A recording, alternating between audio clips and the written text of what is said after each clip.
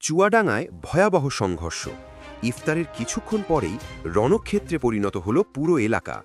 BNP ও জামায়াত নেতাকর্মীদের মুখোমুখি সংঘর্ষে প্রাণ হারালেন এক ব্যক্তি, আহত হয়েছেন একাধিক মানুষ। কি নিয়ে শুরু হয়েছিল এই সংঘর্ষ, কেন এত উত্তেজনা, আর এখন এলাকাটির পরিস্থিতি কেমন, বিস্তারিত জানব আজকের প্রতিবেদনে।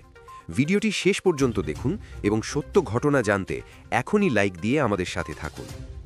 চুয়াডাঙ্গার জীবননগর উপজেলার হাসাদাহা এলাকায় পূর্বশত্রুতার জেরে স্থানীয় জামায়াত ও বিএনপি নেতাকর্মীদের মধ্যে এই সংঘর্ষের ঘটনা ঘটে। শনিবার ইফতারের পর হাসাদাহা মডেল কামিল মাদ্রাসার সামনে দুই পক্ষের মধ্যে উত্তেজনা শুরু হয়। মুহূর্তেই তা ভয়াবহ সংঘর্ষে রূপ নেয়। সংঘর্ষে গুরুতর আহত হন জামায়াত কর্মী হাফিজুর রহমান। পরে রাত ১টার দিকে তাকে ঢাকায় নেওয়ার পথে মৃত্যু হয়। নিহত হাফিজুর রহমান জীবননগরের শুটিয়া গ্রামের বাসিন্দা এবং স্থানীয় জামায়াত নেতার বড় ভাই বলে জানা গেছে। এ ঘটনায় গুরুতর আহত হয়েছেন বাকার ইউনিয়ন জামায়াতের আমির মফিজুর রহমান। তাকে ঢাকার একটি বেসরকারি হাসপাতালে আইসিইউতে ভর্তি করা হয়েছে। এছাড়াও জামায়াত ও বিএনপির আরও কয়েকজন কর্মী আহত হয়েছেন এবং তাদের স্থানীয় হাসপাতালে চিকিৎসা দেওয়া হচ্ছে।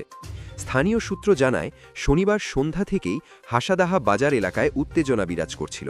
দুই পক্ষ মুখোমুখি অবস্থান নেওয়ায় সাধারণ মানুষের মধ্যে আতঙ্ক ছড়িয়ে পড়ে। যে কোনো সময় বড় ধরনের রক্তক্ষয়ী সংঘর্ষ ঘটতে পারে এমন আশঙ্কা করছিলেন এলাকাবাসী। খবর পেয়ে দ্রুত ঘটনাস্থলে পৌঁছে যায় জীবননগর থানা পুলিশ। থানার ভারপ্রাপ্ত কর্মকর্তা সোলাইমান শেখ জানান, পরিস্থিতি নিয়ন্ত্রণে আনতে এলাকায় পুলিশ মোতায়েন করা হয়েছে এবং আহতদের দ্রুত চিকিৎসার ব্যবস্থা করা হয়েছে। বর্তমানে পরিবেশ অনেকটাই শান্ত রয়েছে বলে জানিয়েছে পুলিশ। এই ঘটনার পেছনে প্রকৃত কারণ কি, ভবিষ্যতে আবারও সংঘর্ষের আশঙ্কা রয়েছে কিনা, তা নিয়ে স্থানীয়দের মধ্যে এখনও উদ্বেগ রয়েছে। এ বিষয়ে আপনার মতামত কি, কমেন্টে অবশ্যই জানান। ভিডিওটি ভালো লাগলে লাইক দিন, বন্ধুদের সাথে শেয়ার করুন এবং প্রতিদিনের নির্ভরযোগ্য ব্রেকিং নিউজ পেতে এখনই আমাদের চ্যানেলটি সাবস্ক্রাইব করে পাশে থাকা বেল আইকনটি অন করুন।